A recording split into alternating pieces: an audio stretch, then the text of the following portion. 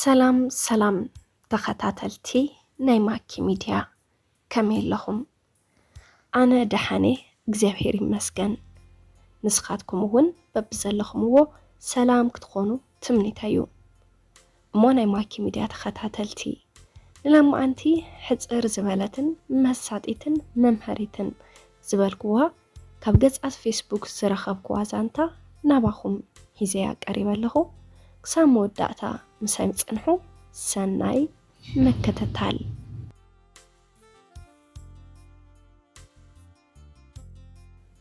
ሓጻር ጊዜያዊት ዛንታ ሄለን ኣፍንጫኣ ጡፍናቕ ምባል ገዲፍካ እንተ ኻብ ቁመና እንተ ኻብ መልክዓ እንተ ኻብ ጨጉራ ኮታ ዝወፃ ዘይብላ ምጩት ሄዋን እያ።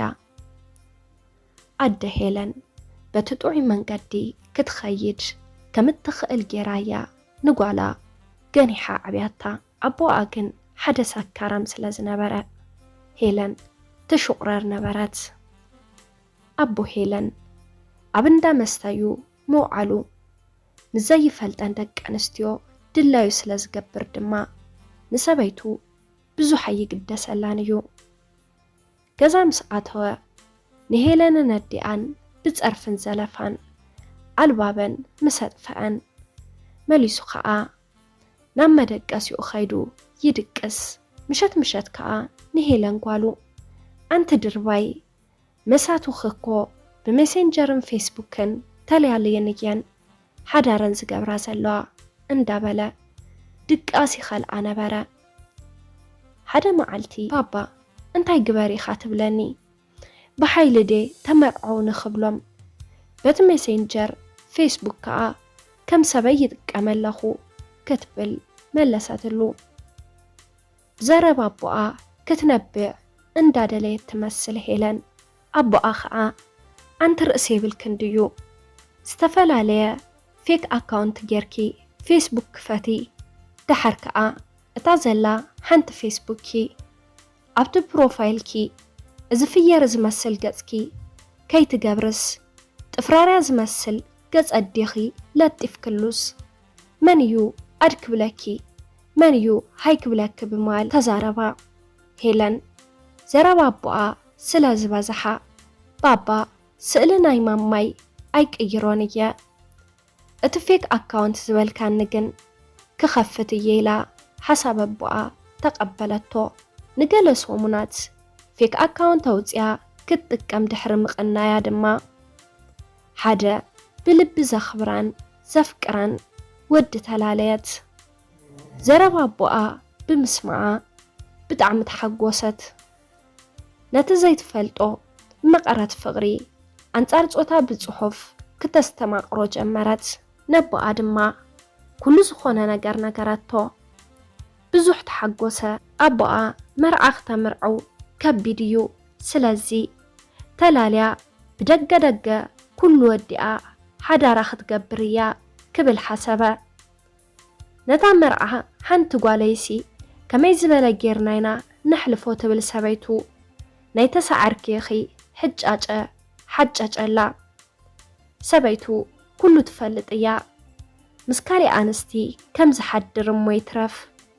ኣብ መደቀስ ኮይኑ እውን ብቴሌፎን ማዕረይ ሽኮረይ ክብል ስለ ዘምሲ ኩሉ ትፈልጥ እያ። ስለ ተፍቅሮን ሓንቲ ውላዳ ካብኡ ስለ ዝወለደትን ግን ንኹሉ ገዲፋ ክቕየር እዩ እንዳበለት እያ ምስኡ ትነብር ዘላ። ሄለን ቅድሚኡ ምስ ማንም ሰብ ፍቕሪ ይትረፍ ፍቕራዊ ቃላት ሰሚዓ ኣይትፈልጥን እያ።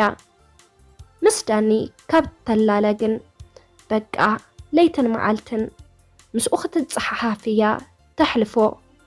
በቃ ብልባ ያፍቅራቶ። ንገለዋርሕ ጧሚ ሕይወት ድሕሪ መሕላፍ እዮም እምበኣር ቁፀራ ጌሮም ብኣካል ተራኺቦም ክላለዩ ነቲ ድሕሪ ገለዋርሕ ክምርዓው ዝወጠንዎ ክዘራረቡሉ ዝወድኡ።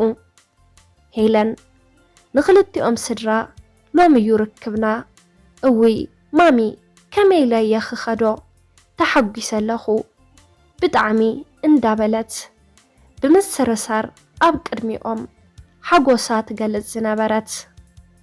أديا هيلن قولا بلب تفكرو سب بمركابا بدعم تحقوست أبو أون هيلو قوالي سالا أنا زماخوركو خيخي أبزبت إحقي حج خاء مسافك أريخي بروخ معالتي قبارالكي أنا نحاقوس حبة خبلية إلو كاب جزا واتي خدا هيلن نتاني مجمر تاركب بحاقوس عيناي كدان كم تلبس جاقرا نابي كم تمشطو كلو حوس وسبلا أم موداتا أدي أنا بعلو كساب هيلن ديا امبركة كساب تبل معريقا لبيساتو زي تفلت كداونتي لبيسها قماتا شقخت مسل برخز بلج أما جيرا كاب صحي مكلا خالي سأليم دابيستا ساقيلا فليت خوينا كاب كلاسا واتسات نماما بسلام تاتفانيات تادما نخلوم تأمتا كسادوم تقويم نابقى خمز السحابو اندا قابرت أبوتا قوتسارا بتسحت أبو أمس بتسحت يوم بقر نتفقراوي قزقا زت المتا كوناتات استفاد أرا أي تتبيونيخا إذا خقاتم بفلاي كأ نتا لواح هيلن نتا بوخرف كاريت هيلن الساون أي خاون نيو إلى رأس حيزة أويت أبتناي قوتسارا خافة سبيت أنحن بجكها كي رأيت توتسانحا إدو حفبلو نعزبلا حد ودي مسك أرابتكن نما إمانو زات أقم اتي ندئا نام مادان نابج انقاتن زقايرا أبو أخوينو يتسانحوا السوون نقوالو خابتا مكروتاتو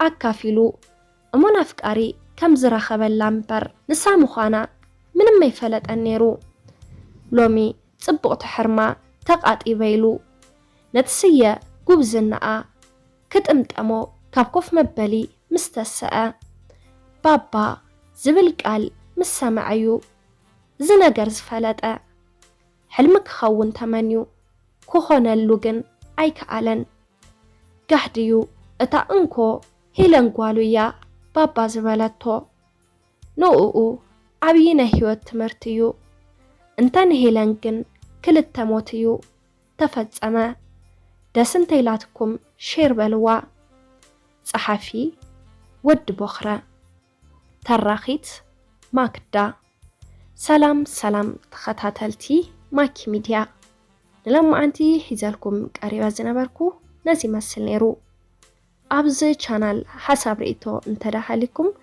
أبناي كومنت مزحف بوتا حسابكم كتقرفلنا تخليكم ناس چانال حدشتي اندحر داها لكم سابسكرايب بمقار نتاني دول ملكت بمنكا ناي چانالنا تخاتاتلتي كتخونون اللابو لايك شير كي ترسعوه يقني الله بغت علي بخالي زانتا كساب الرخب سسنايو نخلهتنا